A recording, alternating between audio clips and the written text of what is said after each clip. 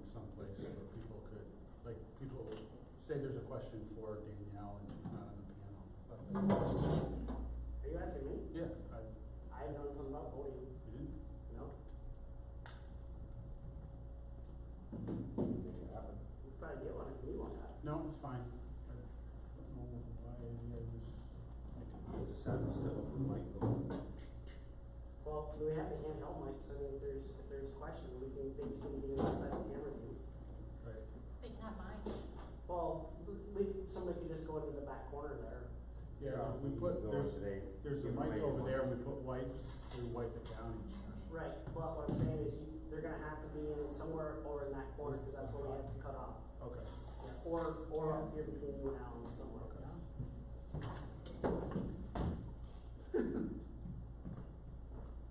Michelle, if you want, you can bring a chair over here. It's never good when you get a message from a teacher saying good luck today. Really?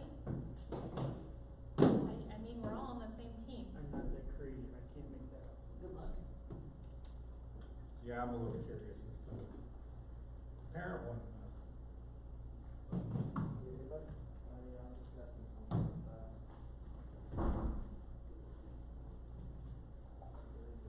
So is that mic ready to go? What do they have to do to? All they gotta do is flip the switch on the front of it. Yep. I got the iPad here that controls all the volume. We just gotta get that done for us now.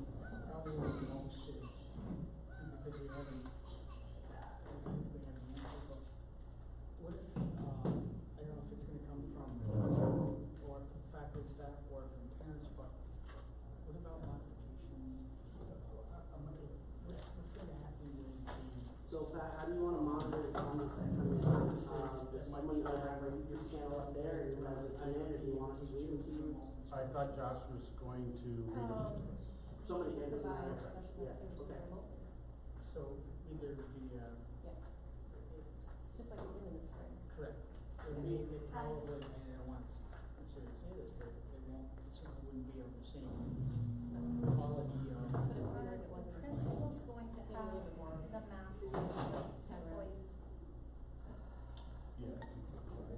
Okay, this is a It would be special fair ed to, question I'm would be getting fair in my to, email. to the. And the hand sanitizer will be placed in the classrooms. I already responded to that. Situation, Okay. or Yeah. just. I just, if they As have long as, services? Yeah. don't think that I as a principal have ordered any masks. No, we have the Okay, masks. I'm making- Right. Level one. And- But I assume you'll get us a supply and then we'll Maybe supply. get back here. Yes, correct. Certainly they wouldn't get, like, no, did they get separate location instead of? Yeah, I mean, and we don't OT, change out the IEPs they- because of this. Correct, correct. So, are we gonna, OT, PT, those kinds of things, Remote. remote. we're not going in-house. If you're choosing remote, we're not going. I agree. Okay, so to the best extent possible, they'll receive those, but Right, it will be just like remote. the spring, if they chose, the difference between spring, they could choose the same. Panelists, just remember when you're speaking, you have to hit your Top, button. not to have Yeah. You see the red dot, means it's on Right. for your microphone. Is this open to all the teachers or basically could anybody come in and watch this? It's an open. Dwayne, did you hear that? No, Your red dot needs to show if you're talking. You gotta push the button. Hello? okay. You just wanna make sure you're paying attention. That.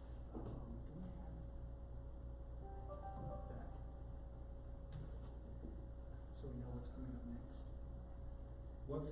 What am I looking for, Mike, on YouTube? What's that? If I'm in YouTube, what am I looking for? Just go to Messina CSD, our live channel. Just search for that, and it should come up for, it says virtual reopening meeting, for staff. I don't know what he's gonna do for his virtual. He's coming here. Alan Woolidge? Yeah, he called me and Okay. Hi, Greg.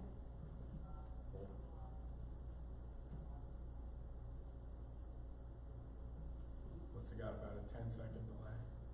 About that. Here, or, you know, and we'll find out in a second.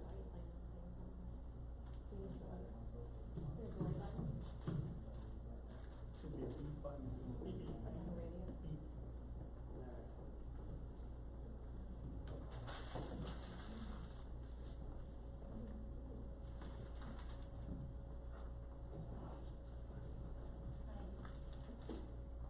There's only 38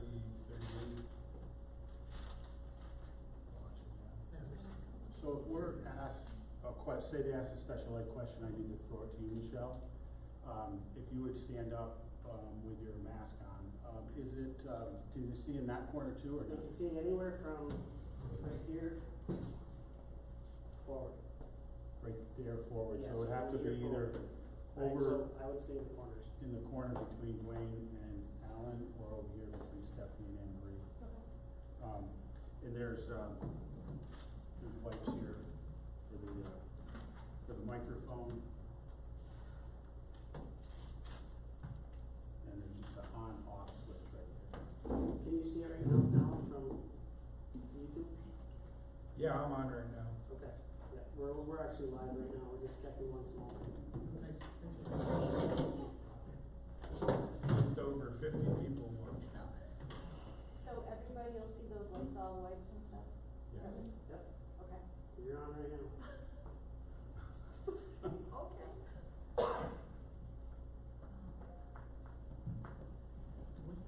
We'll wait a couple of minutes. till Yeah, we're just adding a moderator in off the machine, in case somebody pulls something that they shouldn't, we have to take it off. Is that not the one? I was fine until Ethan started calling me, and I've been doing the Zooms on this because of my Wi-Fi. And like, I couldn't get in touch with her in the hospital. Didn't know whether it wanted me to call him next because we have some really young drivers and our insurance is already. So All the stuff. just that kind of stuff makes me nervous, and I could hear in his voice that he was upset. Yeah. So right now we have 76 people watching that, 77, and we're out live. Okay. You gonna give me a 10-second countdown? You're on right now. Okay. You can count down if you want. We'll wait right till 2 o'clock, so people can come up. Angela actually said it's very muffled, hard to hear our mics on. No, they're marked. Pat's is. I can do this up.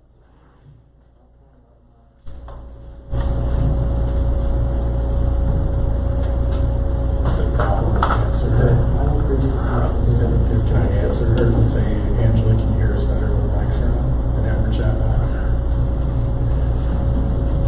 Okay, we're gonna go ahead and get started. Hope everybody can hear out there. This is our staff meeting today, and we also have a parent meeting at 5:30, and tomorrow 2 parent meetings, one at 2 and one at 5:30.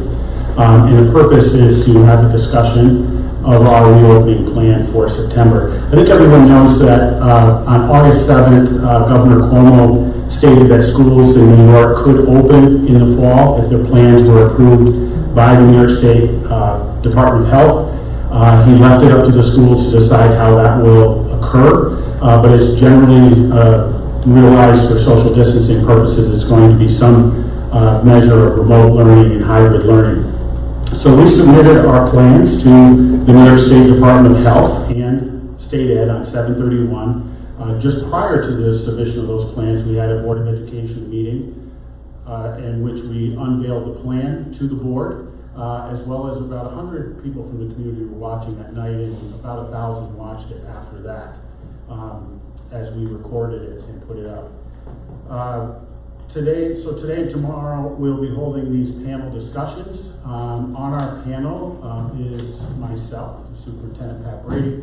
We also have Stephanie Allen here, our Director of Curriculum, Anne Marie Miller, our head nurse, Alan Oliver, who is the junior high principal. He was also the chair of our 7 through 12 instructional subcommittee, and Dwayne Richards, who is the Jefferson Elementary School principal, and also the chair of the pre-K through 6 subcommittee. So we're here today. I'm going to give a brief overview of our plan, and then we're going to open it up for questions from the field. We also have a variety of our administrators who are here off camera that will be available to answer questions for everyone as well. So we do, first of all, recognize that remains many concerns by our parents and by our staff about reopening. And we also recognize that there's an impact on families in the local community, if students aren't back in school in the fall. And hopefully all the planning that everyone has done, really starting back in March until now, will help to reduce some of the anxiety that's out there among our staff and our parents and our students.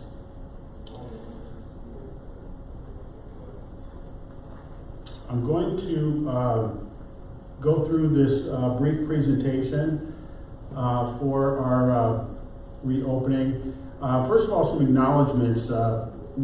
In March, when we closed schools, as you all know, our staff out there, we had to reimagine teaching within a week, get trained, and for several months provide this remote learning. It was an incredible task, and hats off to everyone who was involved. It wasn't perfect, it wasn't easy. And as we head into September, I know we've learned a lot from that, some of the great things that occurred. We saw some really special teaching out there, as well as some of the mistakes that were made. So I want to thank all of our teacher, staff, administration, the board, also our MCS parent groups, our St. Lawrence Louis BOCES, who we've collaborated with, the Village of Messina Operating Council, St. Lawrence County Public Health that we continue to collaborate with, New York State School Boards Association, and New York State Council of School Superintendents. We've been all in this together. So in order to open school, there were certain conditions you can see that had to occur. We had to be in phase 4 of the state metrics. That means a daily infection rate of 5% or less over 14 days, and that schools will, with a greater infection rate than 9%, on a 7-day period after August 1st would be closed down.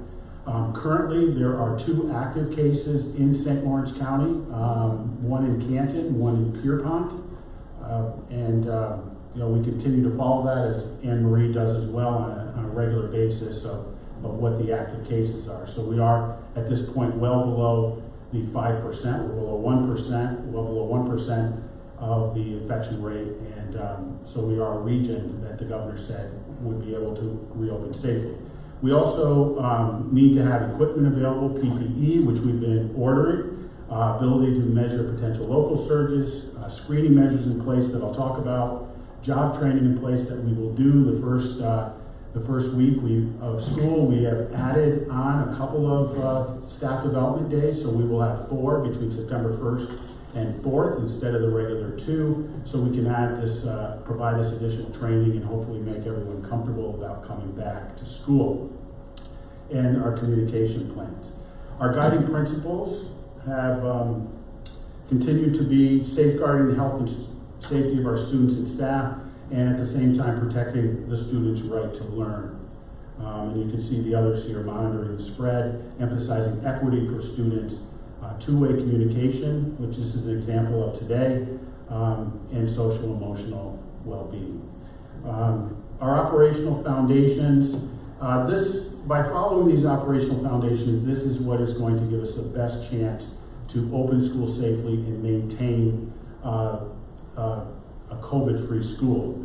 The 6-foot distance, the hand washing regularly and hand sanitizing, the face coverings, and the increased disinfection of our environment. If everyone follows those rules, we have the best chance, those foundations, we have the best chance to make this happen. Our key pillars are that in transportation is that masks and face coverings are going to be required for all drivers and students. We are going to have reduced ridership because of our plan. First of all, we know that there's many families, we saw this through the parent commitment form, that will drive their own children to school. Secondly, with our AB schedule, we're going to have less students on the bus, and so we're going to be putting 1 student per seat with a mask to come to school. And then they'll come in and be screened when they come into school.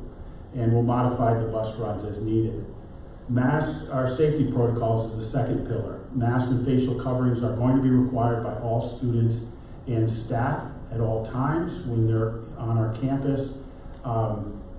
There are, initially in our planning, we did state, because it was allowed under the Department of Health guidelines, that during instruction, we could have teachers allow students not to have masks on. Feedback from our staff, as well as from the local Department of Health and the governor, is that may not be the best practice, and so we're going to practice mask breaks instead and have masks on throughout the day, even when learning. We're going to limit non-essential volunteers and visitors, and we're going to set up screening procedures, as I'll talk about, and provide district-wide training. Physical distancing is the next pillar. We will have the social distancing of 6 feet. In PE classes and in music, it will be 12 feet. And we will be physically distancing all of our classrooms. And we will also have signs and monitoring of our hallways for traffic flow. Those are going into place. And then 4 is our learning, and we'll talk about our in-person, hybrid, and remote learning. And that includes social and emotional learning. So there's been a lot of planning that's gone into this. We have a main reopening committee. That includes all of our administrators, it includes our union representatives, it includes Trinity Catholic, and then we've been meeting on a weekly basis mostly, and then we also have these 5 subcommittees. Health and safety, that was chaired by Anne Marie and Greg. Teaching and learning pre-K through 6 was Dwayne. 7 through 12 was Alan. Social emotional learning and mental health was Kristen Colarusso Martin. And transportation, food service, and athletics was Alan Rolich and Peter Bertrand. So they all met several times, put together some planning. All of this went to the reopening committee, and then that went into our eventual plan that we put together. So let me talk a little bit about screening, because that is one of the questions that have continuously come up on people's minds. So there will be a pre-screening process each day before school for every employee as well as every student.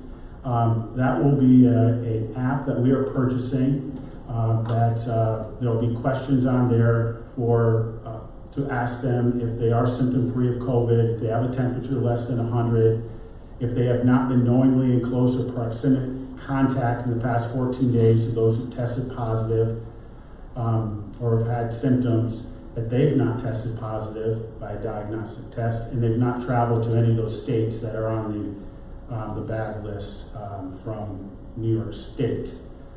So this will be done, including temperature checks by employees and by the families before their students come to school. We heard the feedback. We heard that to many staff members were concerning, to some parents were concerning. We listened, and we are going to add an additional check, which is to put temperature scanners in each of our schools, and we will, as students are coming off the bus, coming into school, as well as employees, will also have that additional temperature check when they come into the building. So that's the screening tool. Those who don't have access to that app, we will provide paper forms, and we'll be able through that app to be able to tell who had not been screened that morning, and if anybody answered yes, and in those we will pull them in and have the conversation for further screening with them with the nurse. I think by now all of our staff know the options for instruction that were put out for us. One was reopening school fully. That is obviously with safety guidelines not able to happen. So we're looking at hybrid learning, which I'll talk about, and remote learning to give families choices. The hybrid instructional model, this might be better if I add that down a little. Yeah, that's true. So that screen, there we go. Thank you, Alan. Let's go there. Pull aside here a little bit. So the hybrid model is going to be different at some different grade levels. With our pre-K, first of all, it will be digital Mondays for everyone.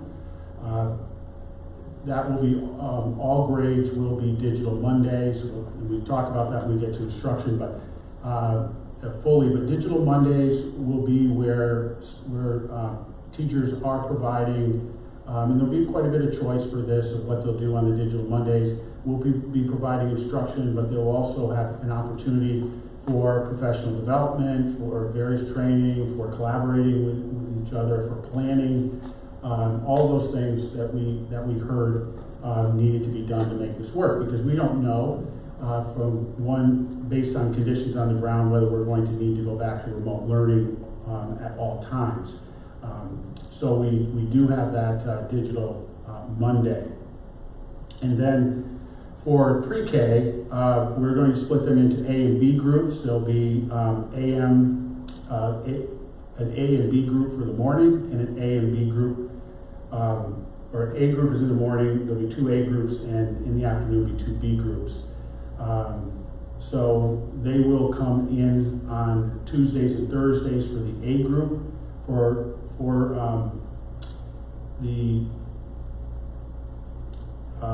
the day, and then can't read my eyes are getting bad. So, and then for the Wednesday and Friday group, they'll be coming in AM and PM as well. So the AM and PM for pre-K for Tuesdays and Thursdays, and then an AM and PM B group for Wednesdays and Fridays.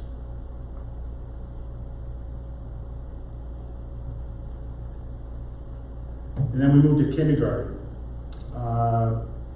Kindergarten will be all digital on Monday, as we've said, and then they will be a half-day A group in the morning, B group in the afternoon. This is a change for kindergarten. Usually it's a full-day kindergarten. It will be morning and afternoon, 4 days out of the week. So they'll be coming every day, but it will be for a half a day. Again, that helps with social distancing and also helps with less contact. And then for our grades 1 through 2, digital Monday, and they will be, full groups will be here Tuesday through Friday. With less students, because we know that about 24% of our parents overall have said that they are going to want remote learning all the time for their parents. This allows us to have enough social distancing in the grade 1 and 2 classrooms to bring them in every day. And then grades 3 through 12 will be digital Monday, and then they will also be then on an A-B schedule. The A students will be in on Tuesdays and Thursdays. On those opposite days, they will have digital days, and the B will be in on Wednesdays and Fridays, and the opposite day will be digital for them. Some of our most students that need the most help are special education students. Many of them, for example, high needs.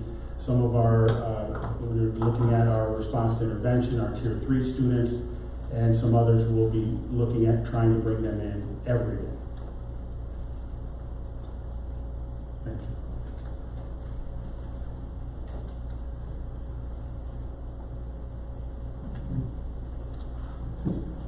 So you can go back one. So that's what the hybrid model for grade 3 through 12 looks like. And as I said, based on remote instruction, many of our families wanted to go all remote. In some grade levels at the elementary, we're able to work it out where we would have a remote teacher for those students directly. But at the secondary level, it may be that we need to work those into the schedule where our teachers are teaching a period of remote. We're still working on the schedules. And then special services are students who go to our BOCES special services, like Potsdam. They will be in 5 days a week, as will our Seaway Tech students. BOCES, our Seaway Tech students, as well as our students who are going in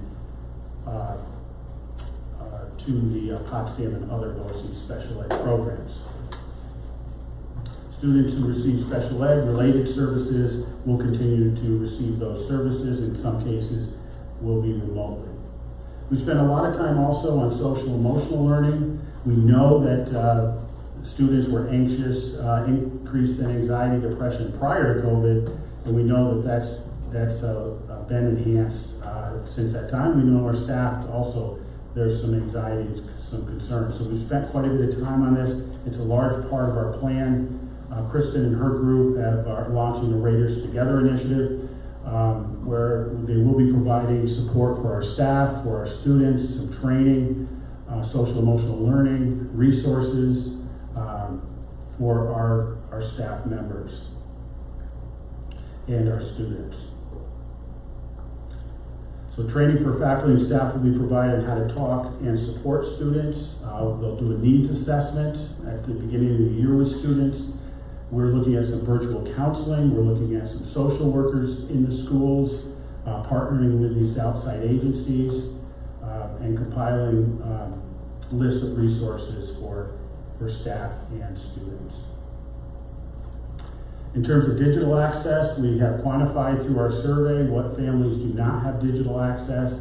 We're working with the BOCES for finding solutions for those who do not have internet through we will have our hotspots in key locations in the community, but also trying to do a neighbor-to-neighbor network. Food service, we will be providing meals to students, whether in school or remote. In school, largely will end up being eating in the classroom.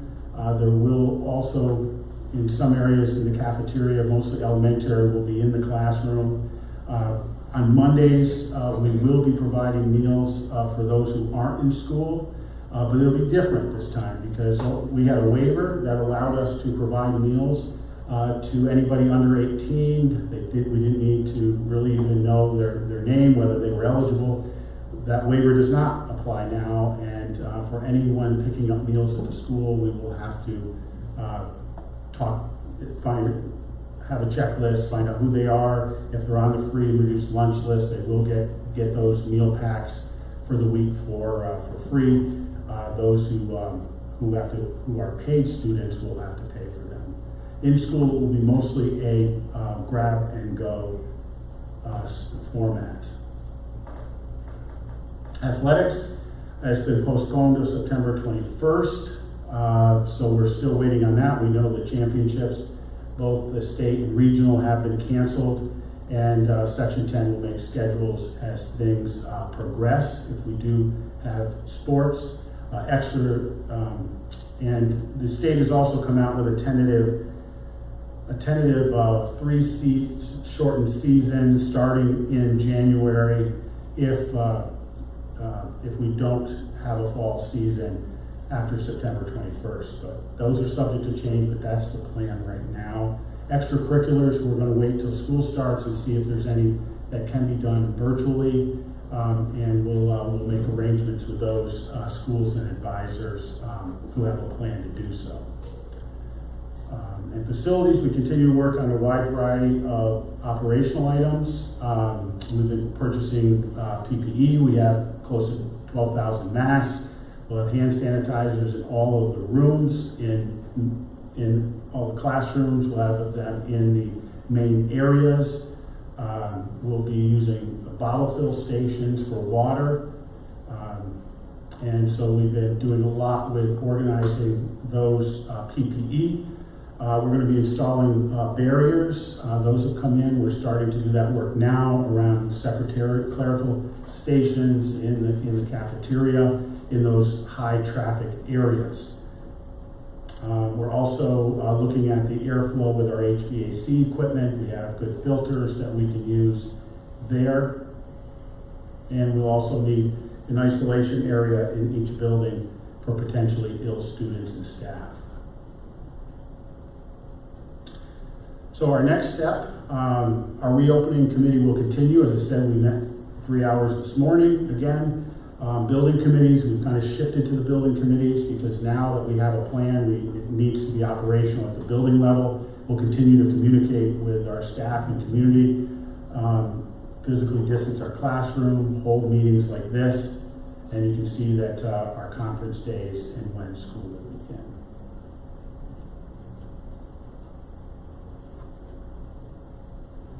So that's the, like I said, a brief overview. Everybody knows me, I can talk a long time, so that's the brief overview, and now we'll open it up to questions that are coming in.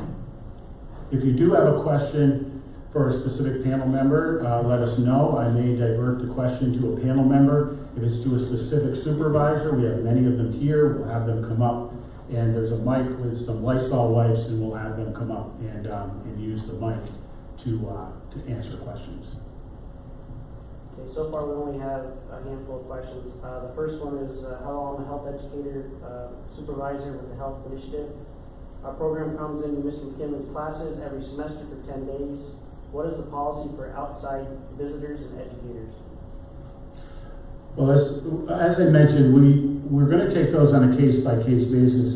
We're going to be limiting most outside visitors to the school. There are certain programs such as Liberty Partnership and programs like JOM that we have with the tribe that are services that we have. We also have programs with mental health coming into the schools.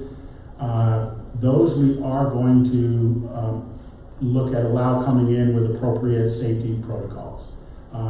In terms of ones that come in to give presentations into the classroom, that's something we're going to have to wait and see how things get going at the start of school, whether we will be allowing those types of activities to occur. But those will be on a pretty limited basis. The next thing that came up is, will there be hot meals in school or just bag lunches? The plan is that there will be hot meals. They will be grab and go. They'll be in a container, but there will be a choice of hot lunch. Pretty much on every day there will be a choice of hot lunch or a cold sandwich. But we'll still provide those nutritional, the hot and cold meals.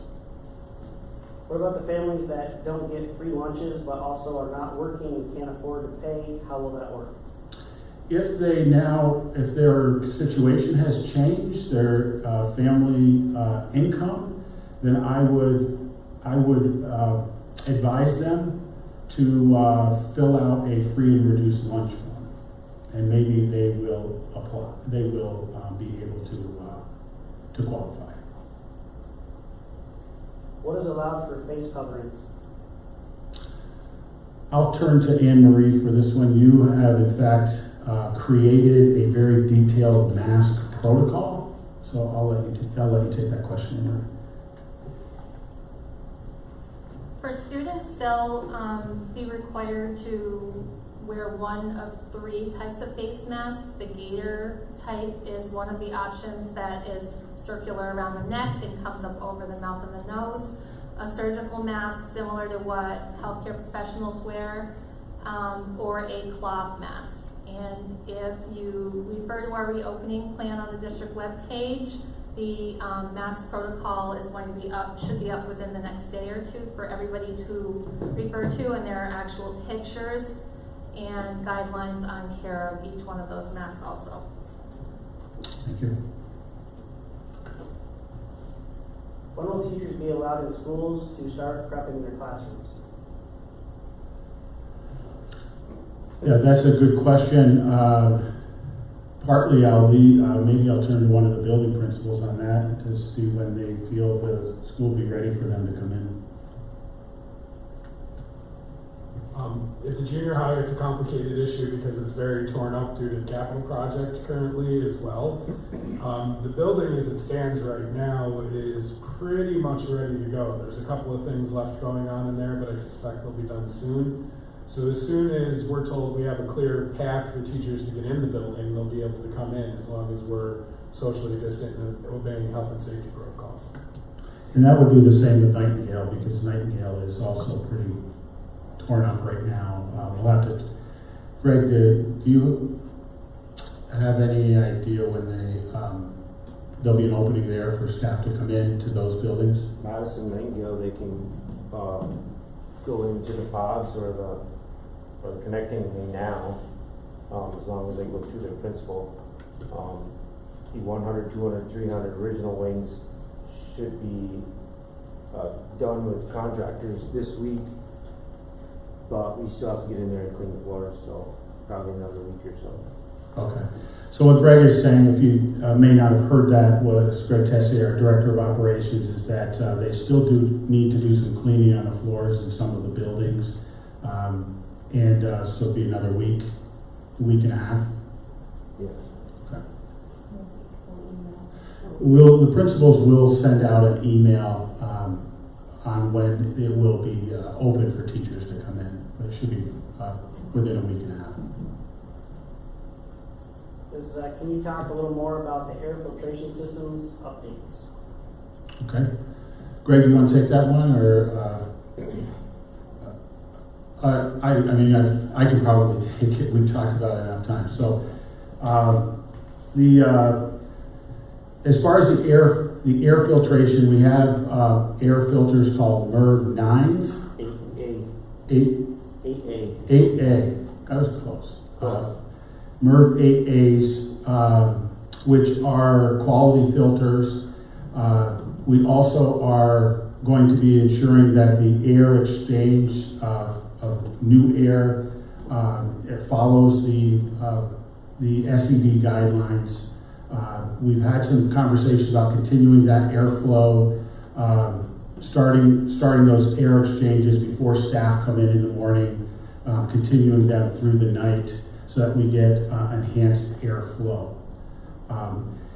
There are, I know people talk about HEPA filters. We have talked about those with our architect, and we're fortunate right now to have, with our capital project, an architect and engineers on the ground in the district that we can bounce these ideas off of. Putting air filters on that are that restrictive on our system could create balancing problems that would mean we'd have major issues with the air being exchanged and having fresh air come in. So we are following all SED guidelines on airflow. Am I missing anything, Greg? No, that's pretty much sums it up. Okay, thank you. For the high school level, has consideration been given to altering the schedule as 42 minutes means a lot of movement and cleaning issues, etc.? Altering the schedule for to make it big greater? Is that the question? Repeat that question? Yeah, for the high school level, has consideration been given to altering the schedule as 42 minutes means a lot of movement and cleaning issues, etc.? I see what you're saying. It's going more towards, I think that what the question means is, are we going to have longer periods during that time period?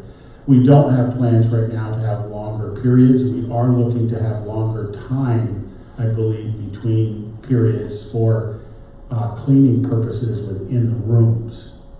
But I know they're still working on that schedule, and I don't see Mrs. Boyce here, so or someone from the high school to answer that question. Will all the staff and students be temperature checked each morning prior to entering the building? Yes, there will be a pre-check for our staff. They need to do a pre-check using the app before they get here, and when they get and take their own temperature. And when they get here, they will also go through the scanner. And the same with students. Parents are expected to take their child's temperature and do the screening protocol before they come to school, and they will, when they come in, they will also have a temperature screening. The next question, I think you already answered, but it says, what has been done to update the air filtration system at the high school? I think we've answered that question. Screening and staff, how will that work for those of us who come in at 5:30 in the morning? And can we still go into the doors located by the main kitchen at the high school? Okay, so we've talked about this, that those like food service or those that are food service will there will be the scanners that are already set up in the high school or in each of the buildings. they can use those scanners. They will be available to them. It will register. And those who are in buildings like transportation, in the bus garage, or in cab will have the touchless thermometers, which will be used when they arrive by their supervisors will be overseeing the use of those. But Pat, they would have to come in a different door to do that, right? Pardon me? Cafeteria workers would have to come in a different door to get the scan. I think that was one of the. Oh, questions. a question about whether they'll have to come in a different door. Yes, they would need to come through the front lobby of the school. The next one is just a comment, thank you for your answer and all the hard work you are all doing to keep the youth safe. That's nice.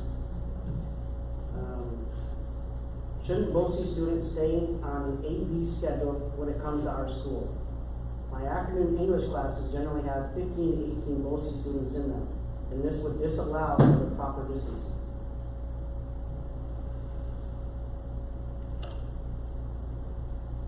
We're going to have to work it out in the schedule where we can only put so many students in the classroom, and that's going to be 12, 13 students, social distant. We've talked about this with the BOCES. They are feeling like they can handle 5 days a week. Some schools have 5 days a week. Other schools have chosen our model, which is 4 days a week. And so, the BOCES has to be able to be flexible with everyone. And so that's why I think you're seeing that they're going to the 5 days a week. And we will have to adapt to that here at the school with our scheduling and into those classes. What is the protocol for testing, quarantine, and contact tracing for students and staff? Okay, that one I am going to turn over to Anne Marie. That's a good question. Can you repeat the question, Mike, just because Sure. it's... Yep. What is the protocol for testing, quarantine, and contact tracing for students and staff? So I think we need to start with whether or not somebody tests positive for COVID-19, whether or not we've sent them home because they're symptomatic and they meet the criteria to be tested for COVID-19. So if that were to happen and the person was to test positive for COVID-19, they have to follow the Department of Health guidelines, and that would be that they have to quarantine for 10 days, they have to be symptom-free for 24 hours or symptoms improving, and then fever-free for 24 hours without the use of fever-reducing medication. And then they would also have to be cleared by public health to come back to school or work.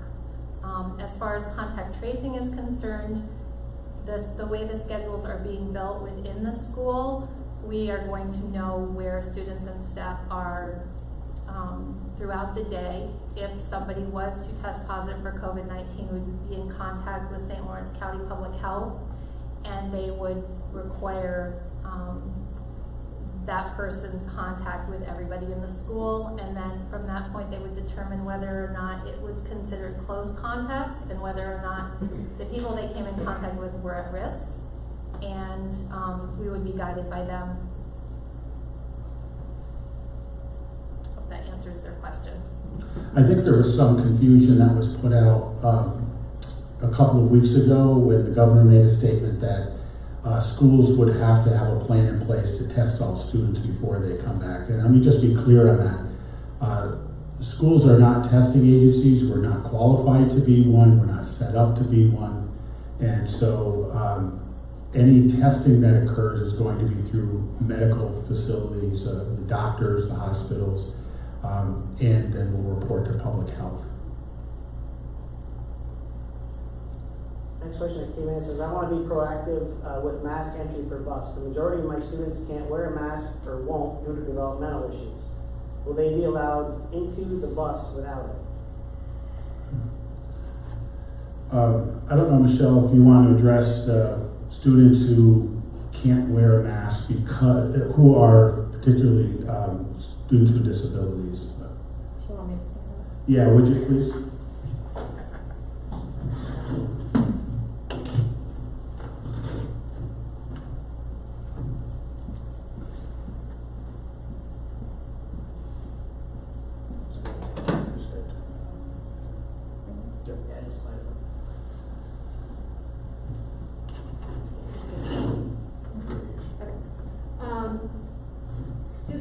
have significant developmental disabilities or other things going on that are well documented, either medically or through the CSE, through CSE meetings, those decisions will be discussed. So there may be some students who are not able to wear masks, but it will be documented in IEPs. So, we can't, by Department of Health guidelines, first of all, refuse a student to get on the bus. Thank you, Michelle. We will be having discussions, well, the nurses will be, with those students and their families who have conditions which would not allow them to wear a mask. And those are specific conditions, right? Anne Marie? Yes. Like? Well, we can, even mental health conditions Right. are considered. So if a student has a high level of anxiety or they're claustrophobic, those sorts of things, but we do need documentation supporting any conditions. So asthma, somebody with severe asthma or difficulty breathing where it's exacerbated with the mask, those are situations where we would look at each child individually, meet with the parent, review the medical documentation, and then come up with an alternative plan to make that child and the other children in the building and staff as safe as possible. And those students who just refuse to wear masks won't be allowed to be in school. They'll make that refusing to wear a mask is a decision to go remote learning. Yes, go ahead. I would just too, as an afterthought, and I know not everybody is a parent that's in on this call right now, but if you have a concern with a student or if it's your child, you should be talking to your child's physician and discussing what the safest way is for them to learn in the fall. The doctor should be part of that discussion, and then so should the administration in the school and the school nurse. This one was already answered, but it says, are face shields allowed? Question is, are face shields allowed?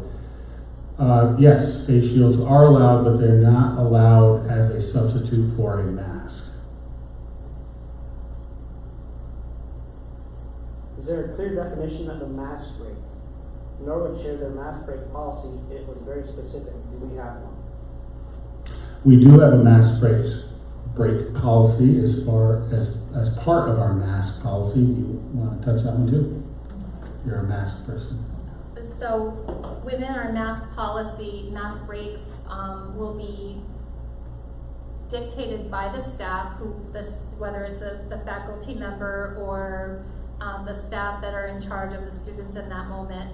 They will be allowed in the classroom at the direction of the teacher. So an example would be if the students are sitting at their desk and they're socially distanced and they're doing quiet reading, and that the faculty member feels that's an appropriate time for the child to remove their mask and everybody is safe, then that would be a time. During meals, once the child is sitting at their assigned place to eat their lunch, whether it be in the classroom or the cafeteria, and they are socially distanced, they'll be able to remove their mask, and then at other times directed by the staff. But the staff will receive PD on that the first 4 days they're here, and there'll be a plan on how to incorporate that through their day. How will students at the high school be made aware of these changes and protocols? When will that happen? Question is, how will students at the high school be made aware of these changes and protocols? So there will be information really in each of the buildings that will be going out to parents and to students later here in August. We are putting together a variety of different documents, procedures to go home to our families as well as our staff. And also, we expect that there will be, at the beginning of the year, there will be some training for our students in those first couple of days of school. And we're going to ask that all of our teachers model the expected behaviors, conduct, and continue to reinforce that for them in the classroom. The tone of this really starts at the top. Our principals, our administrators, our teachers, if they follow those protocols, if they teach those to the students, and they hold them accountable for that, that is our best opportunity to work safely through this fall.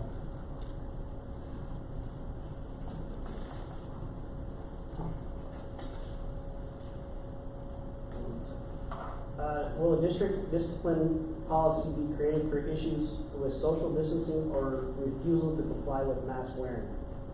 So the question is about our discipline policy with mask wearing. Yes, we are looking at our code of conduct currently at the district level, and we expect that the building levels will follow through. That there will be that will be listed in the code of conduct, and the students will be held accountable for that.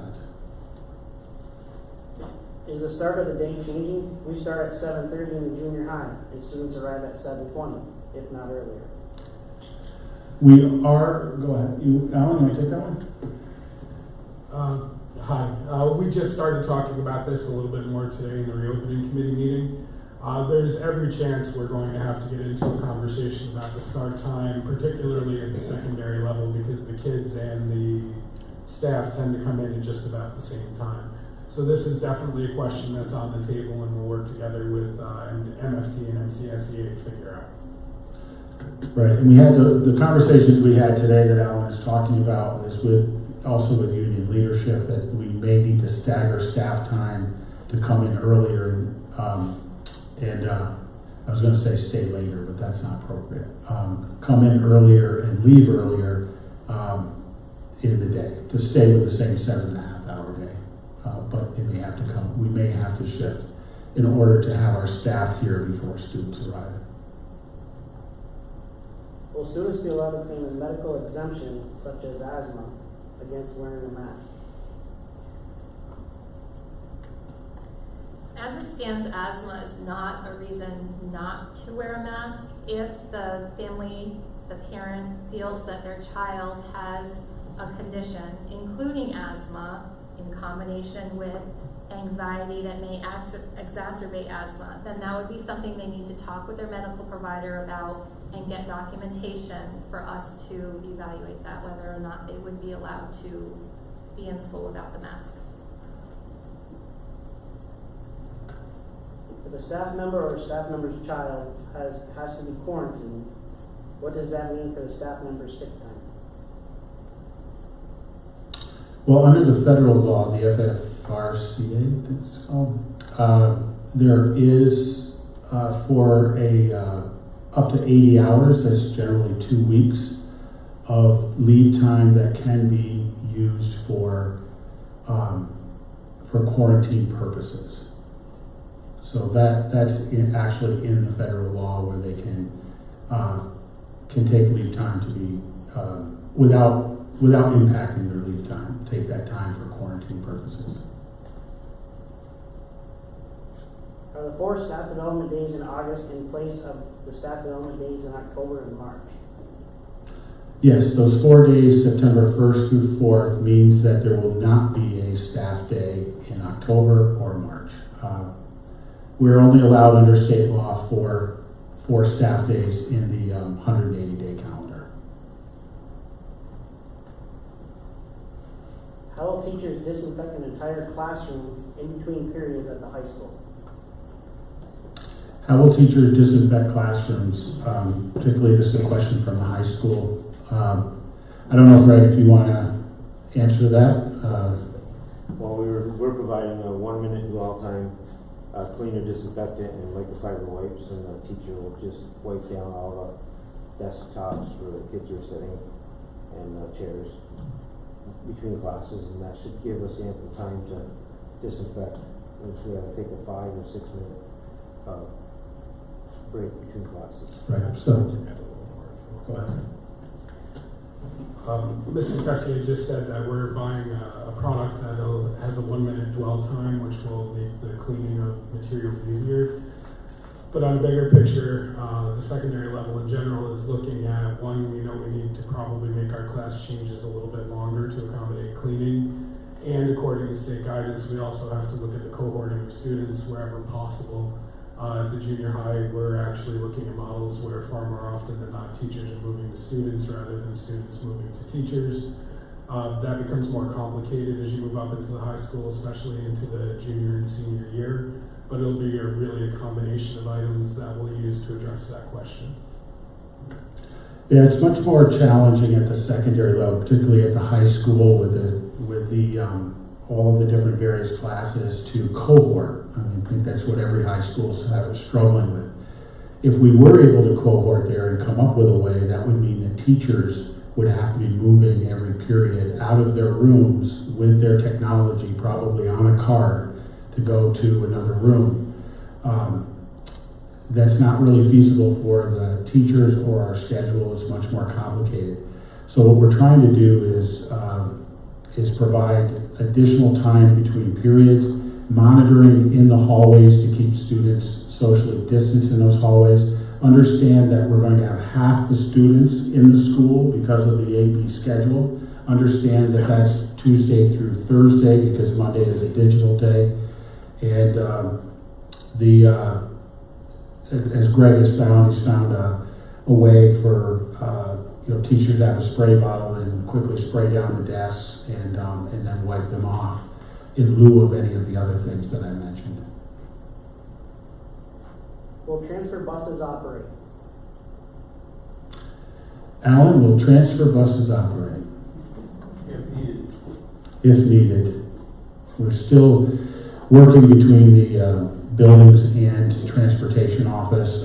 Through the survey, what we're trying to do is line up students on those A and B days and be able to set up new bus routes based on that survey or parent commitment form of who is not coming in, who is going to be transporting their child to school, even though they're eligible for busing, which is many thankfully have said they would. And based on that, then Alan will be able to say at some point here whether we'll be doing transfer buses or not, whether that's necessary. Will students be able to carry backpacks throughout the day to reduce the use of lockers? Yeah, we've talked about that issue. I think we've come around to the fact that we can't have students congregating at lockers and that they do have to have their have to have things in their book bags. So I think we've come around that they will be able to use book bags during this COVID period. Yeah, that's correct. There's no way, even at half capacity, that you can remain socially distant in a locker at either building. It's even worse at the junior high because we have such narrow lockers. But the working plan is for students to have to carry a book bag and no lockers will be assigned. That also includes PE lockers. There won't be any assignment of those lockers either. Can teachers wear scrubs? Can teachers wear scrubs? There's some doctors and nurses out there. Yes, sir. I don't know I don't know if we want to get it. I don't know how to answer that question. Do you know where that question would come from, Anne Marie? Laundry. Pardon? Laundry. Oh, you're thinking laundry? Laundry? You can wash it hot. Yeah. They're just durable and they're meant for infectious disease. Okay. So, for those of us who are working through the pandemic or the healthcare professionals, scrubs, we go back to this traditional scrub because they're easier to just peel off and throw in the wash when you get home. Okay. Well, let's park that question and have that further. Let's, Stephanie, if you want to write that one down. That's a new one. I haven't heard that one before. Please explain the process of a staff member would follow if they needed to request a COVID-19 based workplace accommodation. So the question is, if a staff member has a COVID-based workplace accommodation need. So we've already started that process. I wanted to try to get ahead of it a little bit, so I sent an email out and a letter to our support staff, an email out to all, asking them if there are any that feel they did have a need for accommodation to let us know. We've had many have contacted us, and Tracy Supernall, our HR specialist, it's she and I that are getting those, and only she and I. And we are, she's been reaching out starting this week to those individuals to have that conversation. What we will need is a doctor's note stating that what, if, you know, well, you don't, let's put it this way. You're not required to provide what your medical condition is. However, it'll be very difficult to provide an accommodation if we don't know what that is, but you do have the right not to provide it. But based on the doctor's form that we would provide to you from Tracy Supernall, we are asking the doctor to give us some more information and what would be the a recommended accommodation. And then we will take a look at that and see if it's a reasonable accommodation that doesn't create an undue hardship on the district to function. If students are allowed backpacks, will we do backpack checks to check for prohibited items? Well, they come in with a backpack every morning and they take it to their locker. So the difference would be whether a backpack check to have them come into the classroom. I'm not sure. I mean, I guess we'll have to have some further conversation on that. I'm not sure if that is necessary in terms of weighing out having backpack checks for every student in the morning versus having them bring the backpack during this pandemic. So I don't know. We'll park that question too, please. How will large groups of students be monitored for social distancing throughout the common areas of the high school, lobby, bathrooms, hallways, etc.? Well, we will be assigning staff for that purpose. Different aides or monitors, maybe teachers in their classroom schedule. We have duties are something that's assigned to different staff members at different times. That's something that we're continuing to work on, but we will need to put that in place. Alan, I don't know, do you have anything more to add to that? Okay. This one we already answered, but do we have any plans on busing yet? Oh, we are, as I said, we're working on that. Alan's working with the principals right now on their lists, so they'll be out very soon. Will teachers have to fill out the app for themselves, or is it just for the students? The teachers and all employees will be filling out the app for themselves as well as the students. So the teachers are doing it for themselves and the students are doing it for themselves. Will all, if any, COVID positive cases be posted and made known to all parents and teachers in said schools? Question is whether COVID cases that are known will be posted and known to all parents in the schools. You want to take that one, Anne Marie, or do you want me to take that one? Hard no. Yeah, it's a hard no. It's a hard no. There's confidentiality.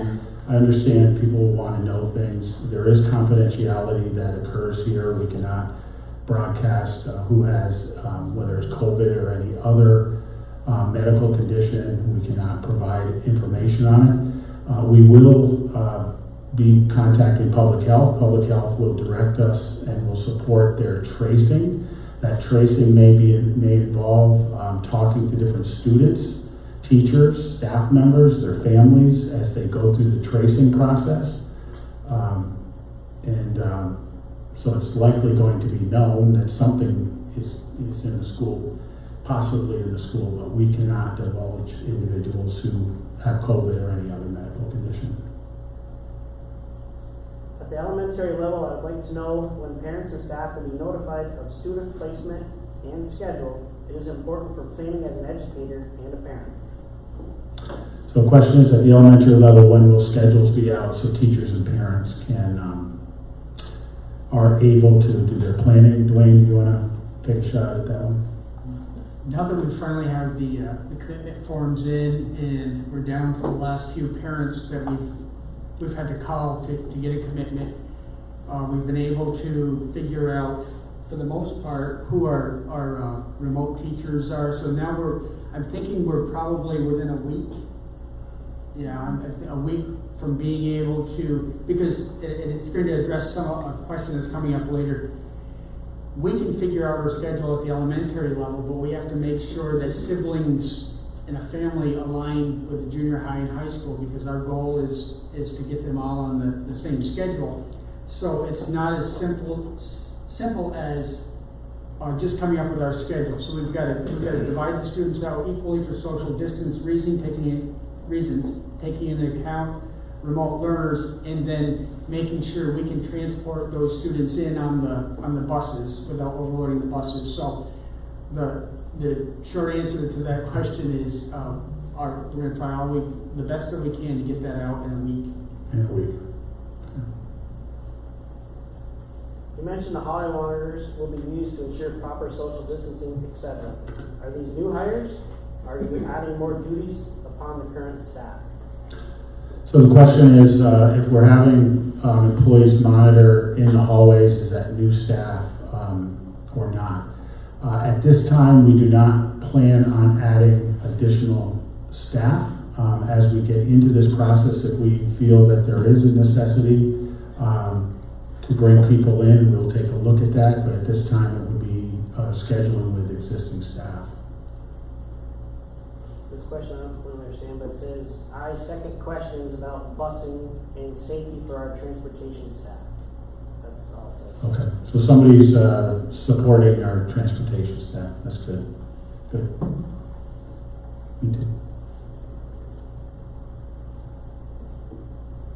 Some more questions, and I guess we'll get back to it. Doing a good job, Mike. Thank you.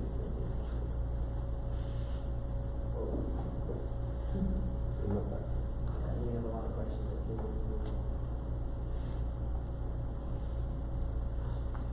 It's the teacher parking question here. Yeah, teachers who park in the handicapped spots at the high school will be unable to walk to the front lobby doors. Is there an alternative plan?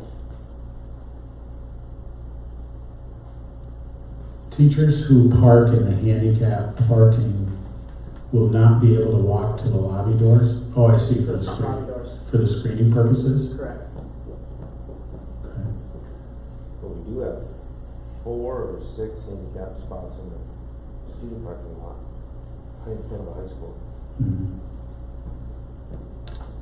Okay, park that one too. We'll need to take a closer look at it. Greg said there are some in the student parking lot, but we'll have to take a look at that. One of my children are a special education student and is in the 12-1-1 classroom. Will she go 5 days a week? If it's a district 12-1-1 classroom, it's 4 days a week. If it's a BOCES program where the child is transported, it's 5 days a week. Elementary bathrooms, will we just leave Clorox wipes in the bathroom for the kiddos to wipe everything down when they are done, or are teachers expected to wipe down the bathroom after each kid? We talked about that, right? Mhm. You want to take that one? I'm assuming they're referring to the bathrooms in each classroom. So that will be part of the PD on how the elementary teachers will teach their children how to use the bathroom, which would entail performing hand hygiene when they enter the bathroom, going to the bathroom, flushing the toilet with their hand, then performing hand hygiene again, all the while with their mask on. That should prevent the need to disinfect between students using the bathroom. And that would be the same procedure for every school in reality. It's just the elementary children need more instruction, I think, on the procedure. But I think, Greg, if there'll be cleaning materials in elementary as well, if the teacher feels that they want to go in and do some cleaning in the bathroom, they can, but that's not what we were required to do. Yeah, that's correct. We were going to supply all classrooms with a ready-to-use hydrogen peroxide-based 1-minute dwell time cleaner disinfectant and 2 microfiber rags, so they can, if they want to, do extra cleaning in the bathroom, they could probably do that, there's no students in there. So or if the kids are out of the class for any length of time, they can do extra disinfecting if they want. Right. So the teachers will have the equipment to do cleaning in the bathroom if they want to, but as Anne Marie explained, their students will need to be taught the appropriate protocol. She will not be able to wear a mask all day, so what happens? Who will not be able to wear a mask all day? That's a response or a follow-up to an earlier question of the 1211 student, Okay. where, and I'll give it a shot Go ahead. if you want. So the 1211 students will probably be in the, even a much more social distance classroom.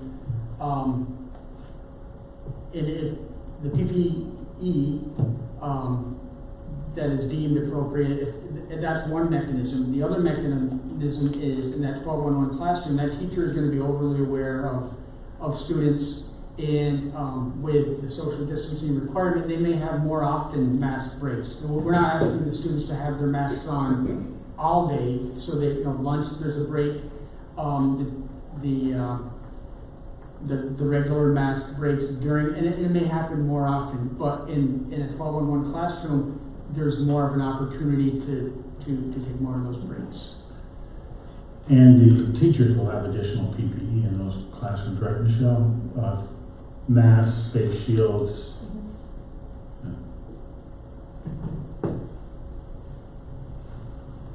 If someone travels from one building to another during the day, does she or he get a temperature check every time?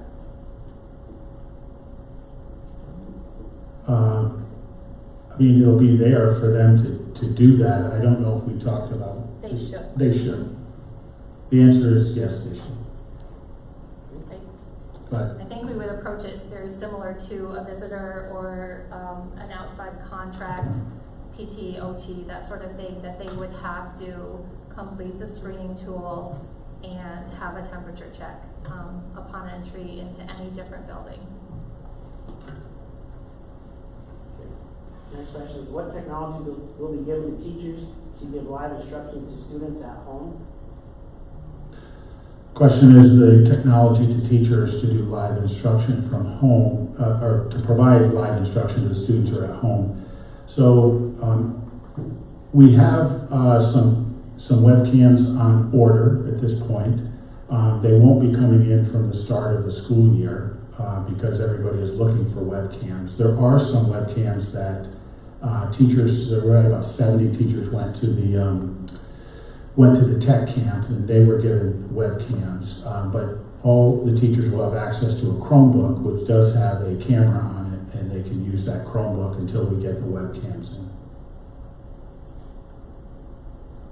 In the event that there's a second wave and school closes, will teachers have an option to work from home due to childcare? Well, that's a question we'll have to take a look at that time. If the school if schools close, are we going to? The question is, are we going to allow teachers to work from home at that time if we're fully closed like we did before?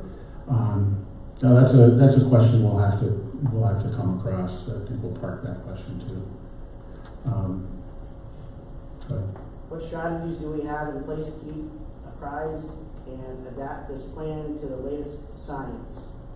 The new Duke study that suggests gators may not be effective coverings. Okay, so the question is, are we adapting to the science that comes out in the field? We're following the Department of Health guidelines. Not any one particular study, whether it's the Duke study or the Berkeley study or any studies. We are following the New York State Department of Health guidelines, and if those change, then our plans will change. How do we know the safety and health of the subs who will be coming in for us if we get sick? Who will be teaching the subs on all of the new protocols? Yeah, we are developing protocols and a training for our substitutes. I know Tracy has reached out to see what subs are coming back. We also have put out for another advertisement trying to recruit subs. we had a sub shortage prior to, pretty much all schools do have a sub shortage prior to COVID, and that could be exacerbated now. So we will have training protocols in place for substitutes. This next one relates to subs too. As a teacher and a single parent, is there anything in place for subs if we have to be home because of our child has symptoms? I'm also concerned with what she will do on the days she is not in school, but I am. The day that the child is not in school? Correct. But the sub is in school. Could you repeat the question, please? Sure.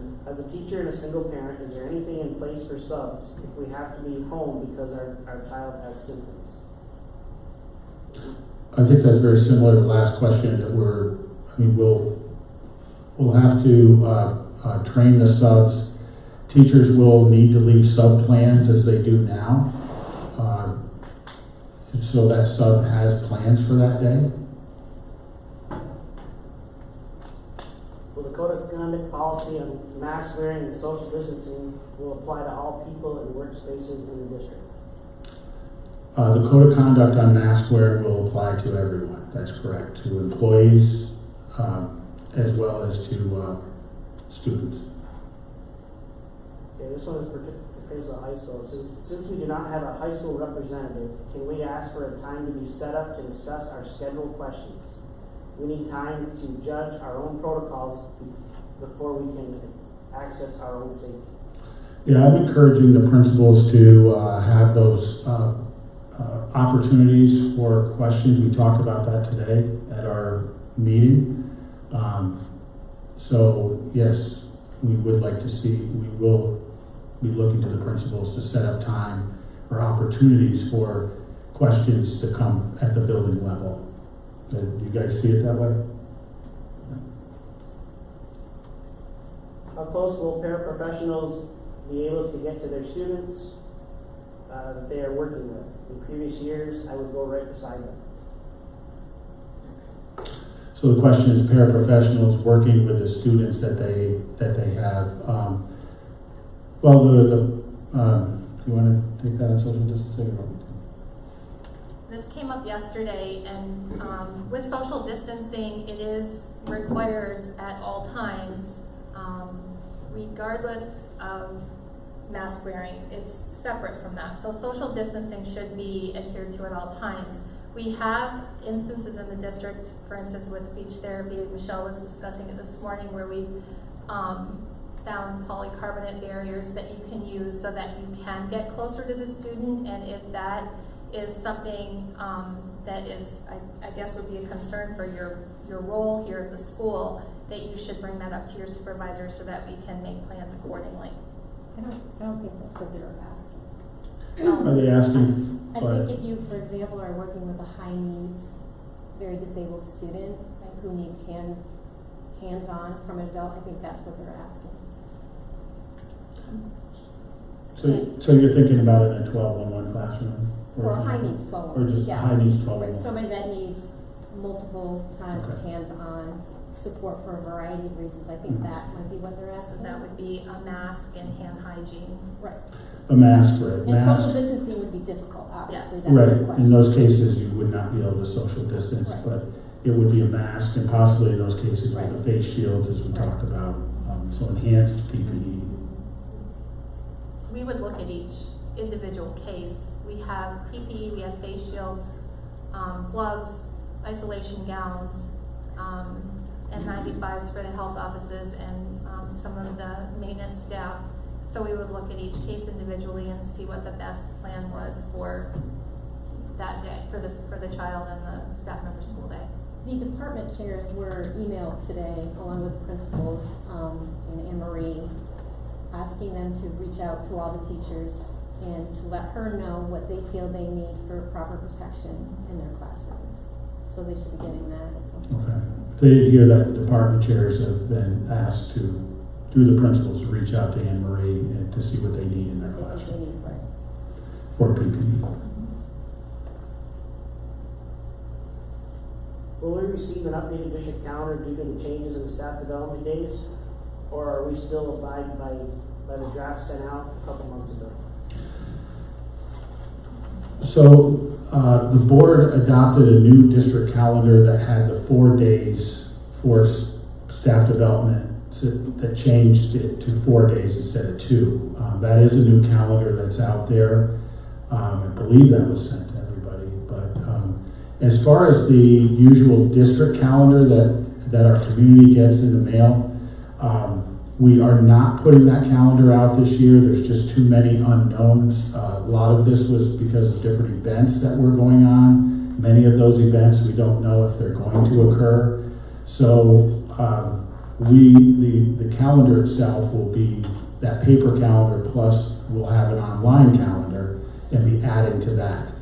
As far as all of the other items, notifications that were in that calendar, because that calendar that went home also served for all of our required notifications by SEDs, such as Code of Conduct and FERPA, etc. We will be sending those home separately to parents.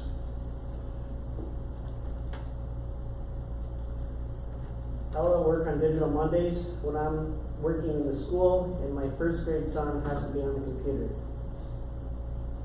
Do they have to log on at a certain time? You want to take this, Stephanie? So the question is how it work on digital. So, Okay, yeah, go ahead. Let we're me repeat. You talking want about- to repeat the question so that everybody knows? okay, you want me to repeat it? Sure. Okay, will staff be notified, whoops, sorry. How will it work on digital Mondays when I'm working in the school and my first grade son has to be on a computer? Do they have to log on at a certain time? So I'm thinking at the first grade level, I know that digital Monday is meant to be much more asynchronous, kind of work at the page. It could be like an iReady or Zerd or something asynchronous. I know that there's a possibility at the upper elementary, maybe 4, 5, and 6, that there would be an occasion that the teacher would want everyone to log on for a period of time, maybe for a math mini lesson. I've not got any indication, nor do I expect that the K1, 2, maybe even into 3, would a student have to log on at a particular time. It's meant to be much more asynchronous. At that level, but At there could be that levels that are more synchronous and they would have to log on at a certain time. They would, but in a case like that, it'd either be recorded for them if they're not able to log on that time. It's really meant to be more of an asynchronous day.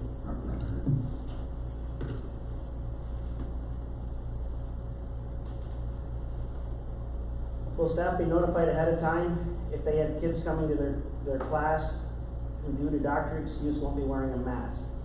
And what if they are not comfortable with this child being in their class that's maskless? Take the first part of that question. As far as will they know if a child comes without a mask, if they're the reason for it?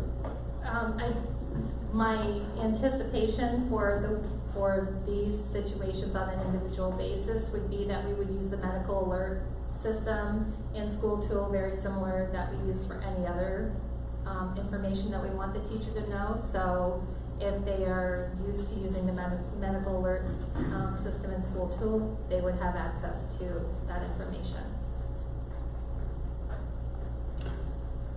If they're not comfortable with having a student in the classroom, I guess that is more of a conversation with their supervisor, with their building principal. But it's not something, we're going to have those students in the classroom. I mean, those who don't wear a mask, in some cases we may be encouraging remote, but if they're not remote, we're still going to need to educate them.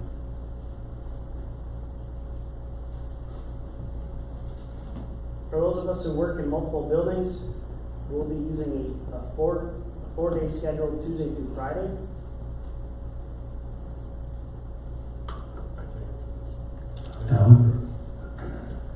Only because I can see the chat and I know who wrote the question. This is about a particular teacher that has the same kind of class in multiple buildings. We are absolutely looking at those and making sure that those teachers are going to be able to do what they need to do across buildings.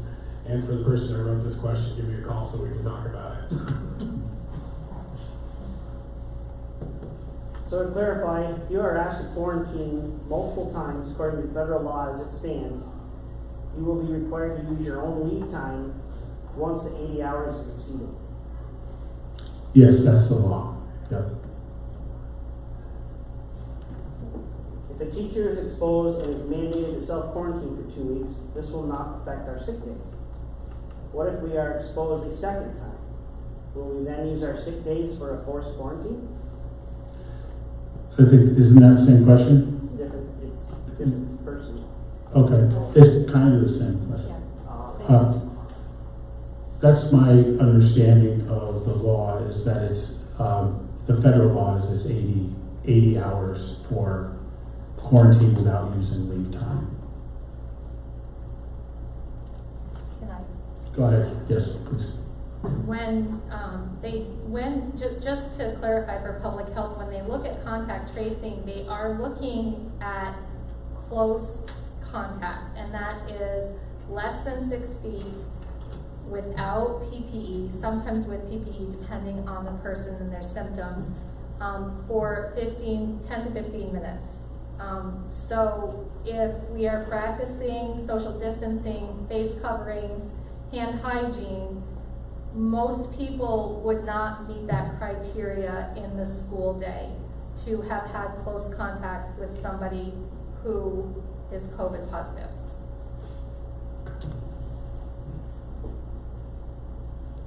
Will custodial staff be responsible for cleaning in between the AM and PM groups in kindergarten? You want to take that one, Greg? We're working on that right now. Okay. I'm not sure if it's going to be a combination of the teachers or our staff, depending on what the duties are for the day shift custodians. Okay. So the question is whether custodial staff will need to clean between kindergarten sessions, AM, PM. Greg said that they're working on a schedule for that at this time. So that's another one Stephanie to park to get back. Will siblings go to school on the same days, or will they go on different days? So we're working it out because on the A-B days, we are looking to have A days would be students in the alphabet from A to maybe A to L. We're still trying to find that sweet spot because we still have where it's going to be half and half on the A and B days, but that's how it's going to be set up, alphabetical. That will probably get most siblings to be with each other. That's the idea. But if that doesn't work for some, we will look to make adjustments for those because we do know that not every sibling has the same last name. So we're working to accommodate families in that way. The next thing that comes up is a response. It says the MFT does not have a defined dress code, so appropriate scrubs are not a violation for teachers to wear. The question, more of a statement that there's no dress code for MFT, so they can wear what they want. Is that what the will? Okay. Thanks for letting me know that. And we did park that question, and we'll get back on the scrubs. Thank you. We are starting with a hybrid teaching situation. At what point does district change to all remote? What are the deciding numbers/factors? So the question is there a time where it would go to all remote? I'm assuming that they're talking about some kind of metric of number of cases. 25%. Right, so the metric that I showed before, that is more than 5%, right? Or at the direction of the governor. Or the direction of the governor, and it may be a conversation that we have with local public health too, about whether if there's a concentration in a particular building that we may need to close. So I don't know if we could say necessarily there's a metric of how hard and fast metric for that, but it will be a conversation with public health. Because after all, this is a public health crisis. We are responding to a public health crisis in an educational institution, so we are following their protocols. This next question says, how will the special schedules at the elementary level be where a teacher has 2 full schools and 1st/2nd will be attending every day, while 3rd/6th are on an AB schedule over a 6-day schedule.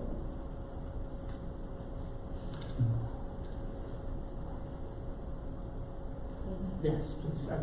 Right. The reason I'm deferring to Amy is because I don't have the case at Jefferson where I have a shared teacher between another building, so it works obviously much easier when I don't have to share a teacher like that.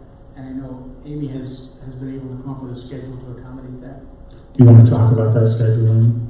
I would love to. Okay, you want to come up with your mask on and grab the mic, please.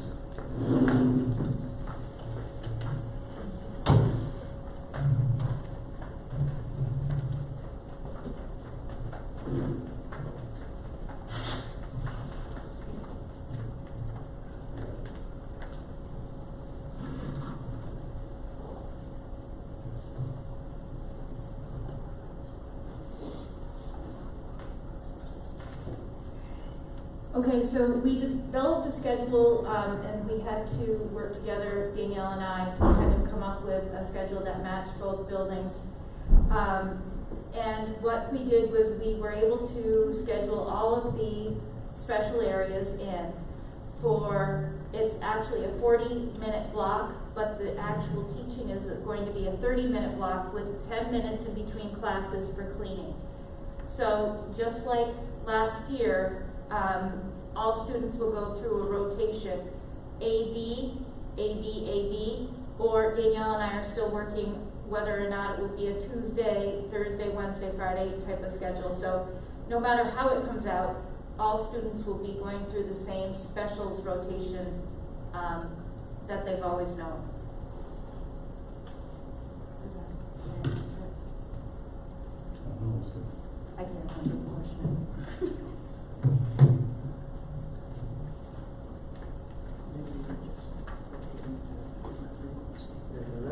Yes, Mike. Yeah, there's a lot. Okay, what is the plan for delivering instruction to students in the room and students at home at the same time? How do we give assessments to those who are fully remote and keep them secure? Do you want to take that one? Yes, please. Repeat the question for me, if you would. Sure. What is No, I'll have Stephanie repeat the question. So the question is, what is the plan for delivering instruction to students in the room and students at home at the same time? That question is, so we would be looking at synchronously connecting to the students that are at home. When the webcams come in, we will provide professional development on that. Until the time being, you will have your Chromebooks. And then when we follow that up, how will we give assessments for those students who are at home and keeping those assessments secure? That's a very good question. We talked about it just the other day with the department chairs, and it would be coming up with assessments that students wouldn't be able to Google an answer. It would be perhaps using a type of forum where it's secure, if it's through your textbook. So yes, that is a challenge. So those are things that we'll all have to work out and provide you strategies to be successful there.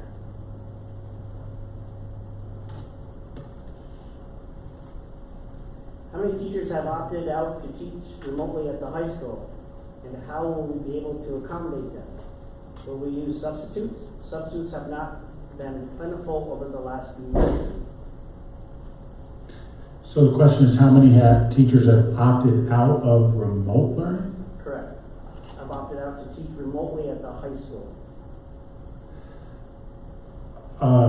And that's not a question that I can really answer. As I stated previously, we have had some who've requested accommodations. We're working through that process, and we'll follow that process under the ADA. Obviously, it's concerning. We do have trouble with substitutes, and we have to look, but we do have to look at each case very carefully. That will be a challenge, but I can't quantify right now how many of those are actually going to be working from, if there's any of those that are going to be working from home.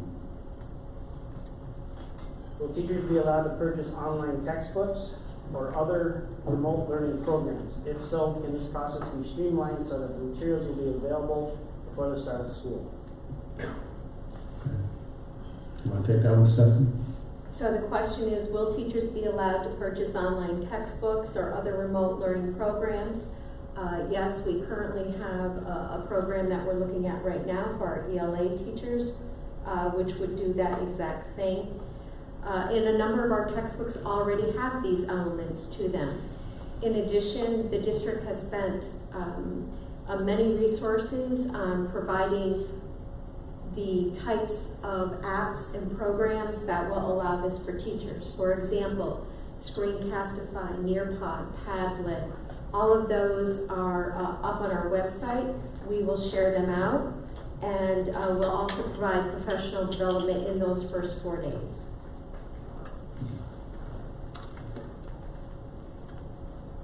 The next question we removed from the site was pretty profound. Oh, okay.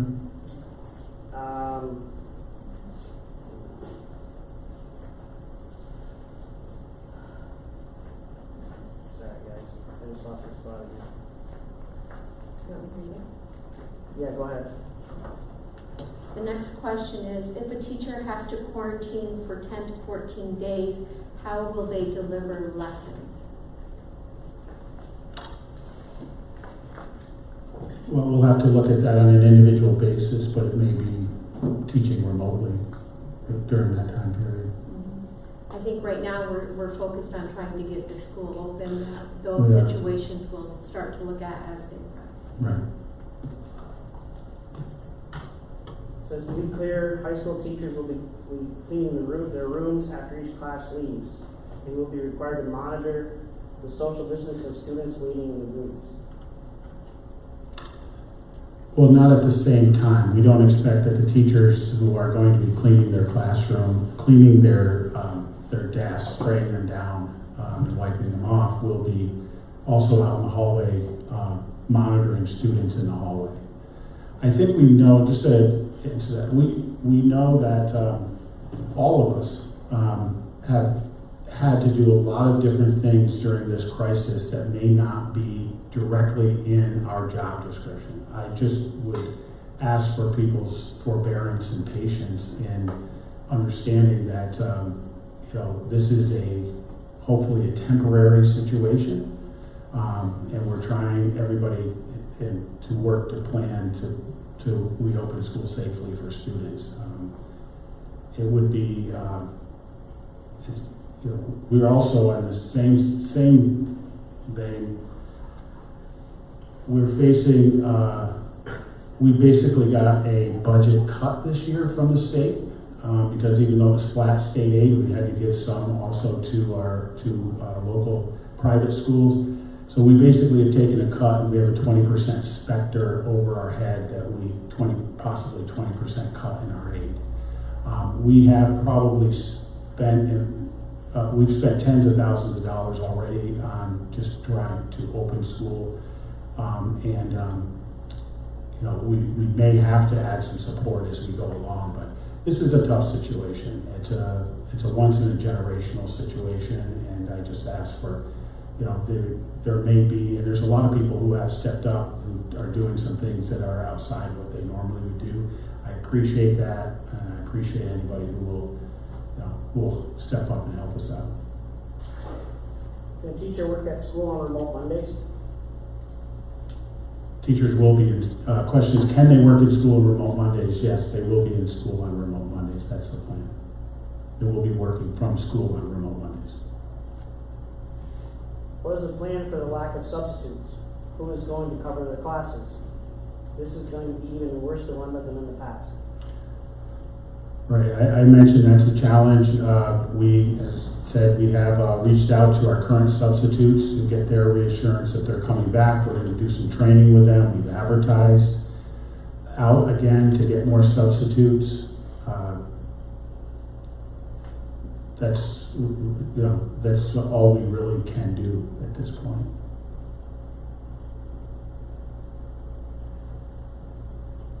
Okay, this this one here is more of a statement, but unsure of the email sent to department chairs to see what PPE was needed by their members, as Anne Marie stated. Go ahead. That email it was sent to the special education department chairs at 7:12, I believe, in order to see what PPE was needed for special education students. It didn't go out to all department chairs.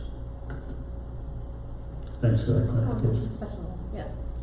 Just special ed department chairs for their programs.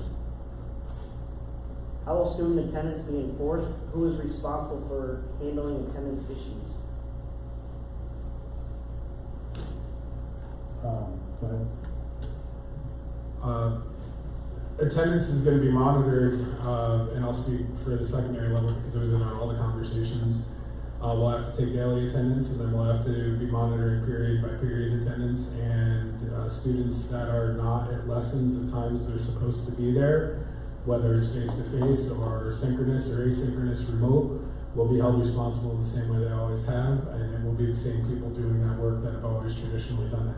A combination of deans of students, assistant principals, counselors, that group of people will be working on those issues. But they will be expected to be there and be held accountable when they're not. If a student is absent on their scheduled day but completes the lesson online instead, are they still counted as absent?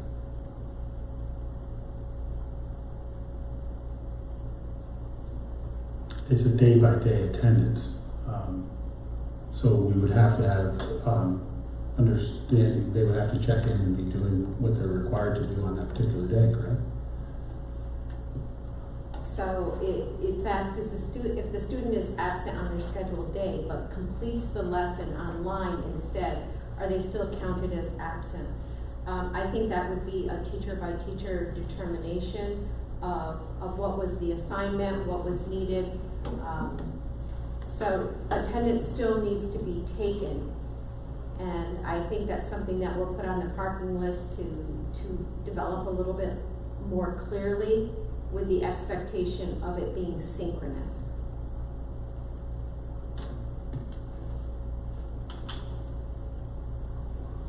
I'm an art teacher. If I'm unable to provide all the materials students need to take home for their remote day learning, may I use an alternative method of instruction?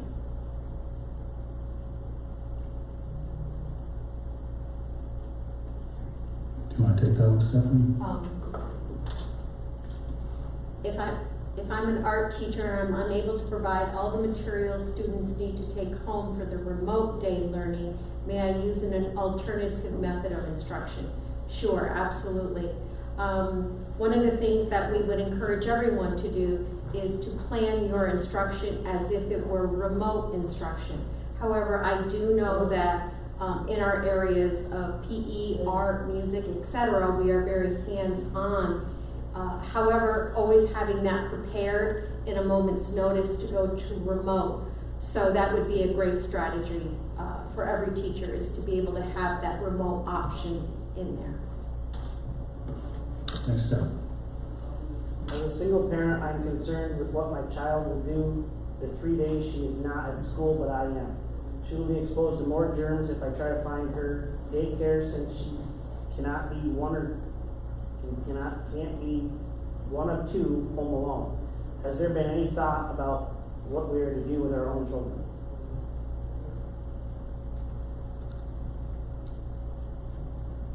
So the question is whether, has there been any thought to what to do? This is coming from a teacher, correct? Or a staff member, assuming, because this isn't a parent meeting. So it's a question whether we have taken into consideration what to do with our staff's children when they're required to be at work. Well, we understand that it's going to be a significant issue for many of our parents, whether they're staff members or they're not staff members. That is a concern. I don't think that we can prepare here for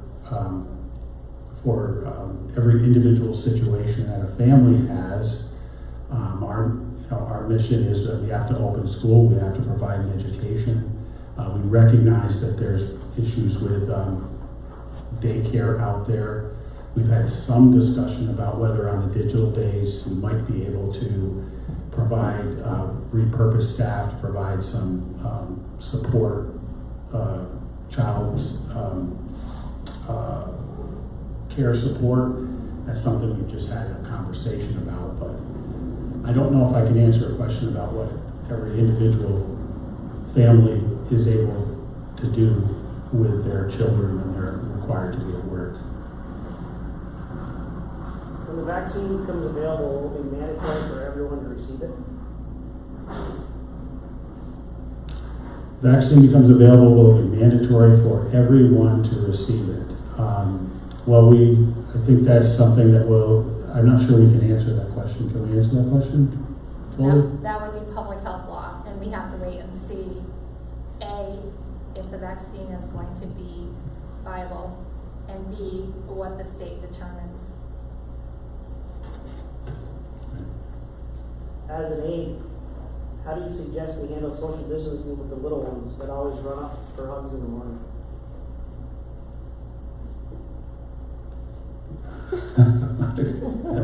I've thought a lot about this.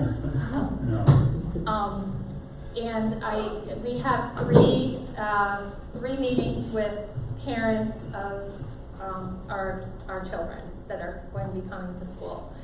And so I would encourage parents to start teaching their children now and talking to their children now about what school is going to look like when they come back and what is going to be acceptable and what isn't. I would also encourage parents to, if they haven't thus far, familiarize their child with wearing a mask for the bulk of the school day. Those are things that families can start working on now with their kids. School is 3 weeks away, more than 3 weeks away, a little more than 3 weeks away. 3 weeks away.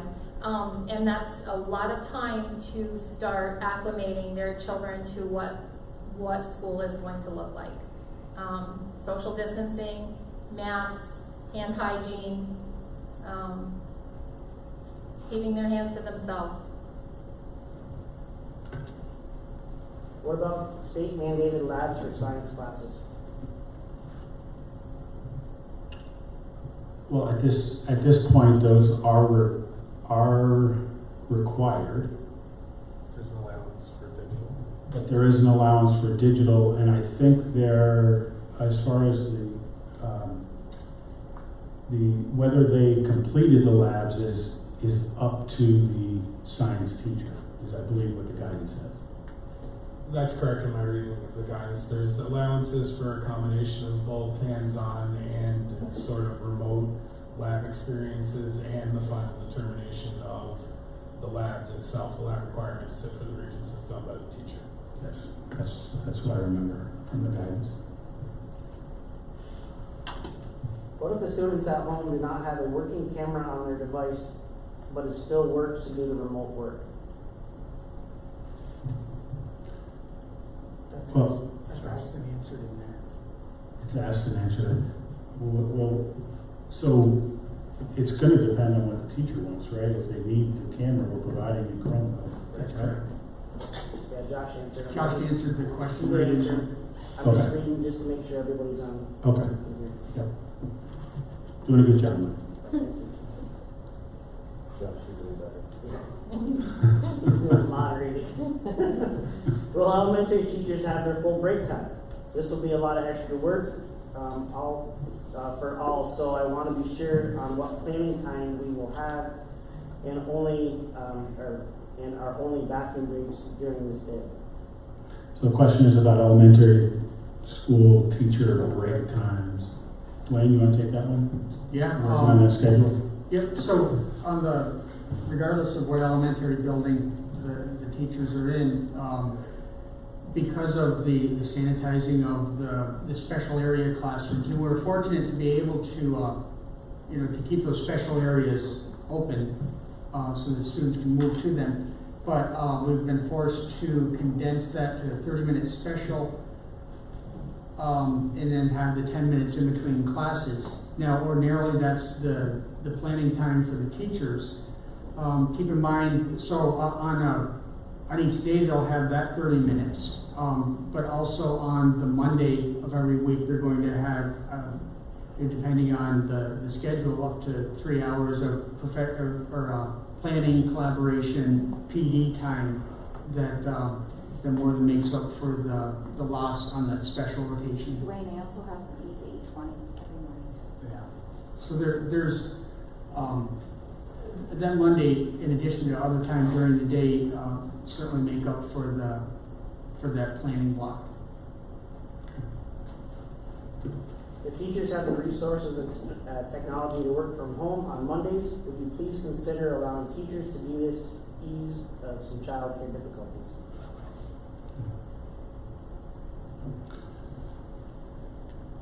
Okay. Our current plan is to have all of our staff back in school on Mondays through Fridays. Park that one. If the mask is a CDC certified, can it be used when the mouth, lips, and teeth need to be exposed for educational purposes? The clean mask. Music teacher. They talk about transparent.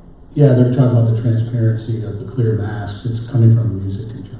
So the transparent masks are going to be acceptable, and that is in our mask policy. So if they want to refer to that for special circumstances, we also have purchased transparent masks for use in the district for our language teachers, music teachers. That's just a situation where they need to reach out so we can get them what they need. I think maybe part of the question is whether it's quality enough. Is it there in order for them to see the students? Yeah, it's basically asking if it's going to be acceptable. Yes. Okay. If a student is remote learning only but sick and can't report when needed, will that be docked from attendance, and how will that work? So that would be counted against their attendance, and it would be expected that attendance would be taken for our remote students every day. There is no waiver by the state for student attendance as they have. Currently, there aren't any waivers against Regents exams, 3 through 8 tests, our chronic absenteeism, all of those that are normally in place under ESSA, the Every Student Succeeds Act, are in place for starting the year. Who do we contact with further questions that come up over time? Is this our only opportunity to express concerns? Well, we may have another staff meeting like this prior to the start of school, but a lot of these questions tend to be building specific, and I would refer them to their building principal or their supervisor for some of them, but we may have another opportunity for a meeting like this later on. This question came up earlier, but it goes into a little further detail. It says, will key card access be turned off on doors that don't have temperature checkers? Elementary food services need to go outside to the freezers. Will we be required to walk around the building to get back in? Okay. So that's the one we kind of parked to take a look at Yes. about the food service staff. We'll have to talk to Peter about that too. As a staff member who is required to be in the school 5 days, would we have any say in which 2 days, A or B, we could send our child if we had easier access to childcare on certain days? Well, I think just like parents, our staff members would work with their building principals in order to try to meet their needs as we would do with anyone. So I would encourage them to have that conversation with their child's building principal. Will Google Classroom still be an option to use for remote teaching? Special education / 1211 teacher here and really enjoyed using it for my students who did choose remote in the past. Stephanie? So the question was, will Google Classroom still be the option to use for remote teaching? Yes, it is. Google Classroom will be the platform that we use for our learning management system here at Messina. Full stop. Okay. If teachers at the high school are asked to clean classrooms between each class and also monitor the halls, how will they use the restroom? Many teachers teach 4 to 5 classes in a row. Right, so as we mentioned before, we will, there's going to be a schedule of when staff are going to have duties and of course when they're going to have classes. We understand the question. We're going to need to have the principal work that out so that they have an opportunity for a restroom break. The next one says, is the form available for us to teach remotely? And I think what she's referring to is YouTube Live. Is that available for staff members to use to teach remotely? So the question is this forum, which we believe the question is the YouTube Live available for us to teach remotely? The answer would be no, and I think if you watched the thread, you would understand why. We just had people who were chatting inside of our forum that we don't even know who they are. So we will be using Google Classroom and then using the Google Meet so that it is secure for our students and staff. Good point. Will the school be providing masks for all the staff? Yes, we ask that staff bring their own personal masks. We're asking that students bring their own personal masks. But if a staff member or a student needs a mask, we have purchased masks. This is the last question we've got. As an aide working closely with kids and social distancing be difficult, would gloves be suggested? It will depend on each individual case. For some of our special ed students, they have health conditions where they have oral secretions and that sort of thing. It's going to have to be looked at on an individual basis, and I'm willing to look at each individual student, and we have all of the PPE available for the staff if needed. We have more coming in. Okay. For subs, will they be expected to do live remote lessons as well? We'll have to take a look at that, whether they'll be doing it live or not. That may be something that's more than we can ask the sub to do. We may have to have alternate plans for them. Okay. Are there guidelines, a time frame about paper pencil tasks? Can a student work on paper assignment and hand it in immediately?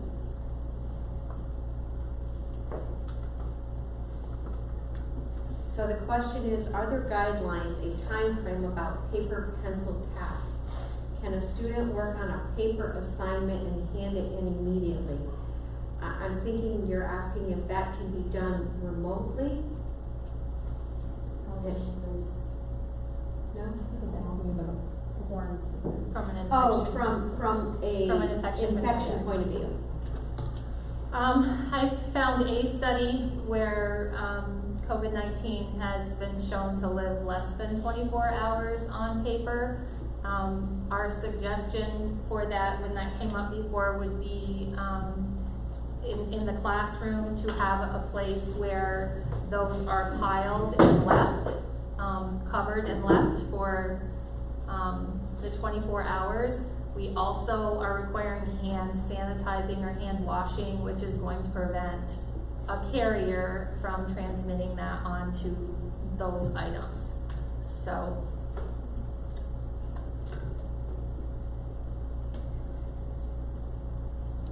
Are we allowed to store student materials as a class? Allowed to store student materials. And that says, are we allowed to store student, From our teacher. as a class? Yeah, as our teacher. Okay, so student work. I'm assuming. student,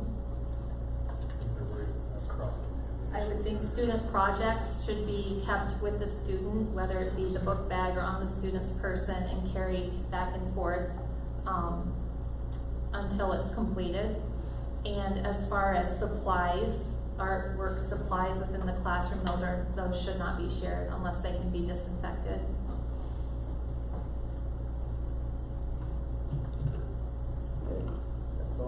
Was that the last one? Okay. Well, all great questions, and I know that some of them were, we weren't able to answer. Some brought up some new thoughts for us, or different thoughts on an old idea. So we've parked some of those. We will get some responses to them. We'll consider information that's come up. As I said, you can continue to engage with the principals and supervisors on specific questions. We're going to continue to meet. We meet with the union leadership too, and you can go through them as well. But I appreciate the panel today being here. I know we have another one at 5:30 with the parents and all the administrators who came. Obviously, this is a once in a generational issue that we're dealing with here, and I know that it's been very challenging for our community and for our school and our students. So I appreciate all the hard work everybody's doing, and we'll continue to work on this plan, and with everybody's help, we'll get through this. Thank you.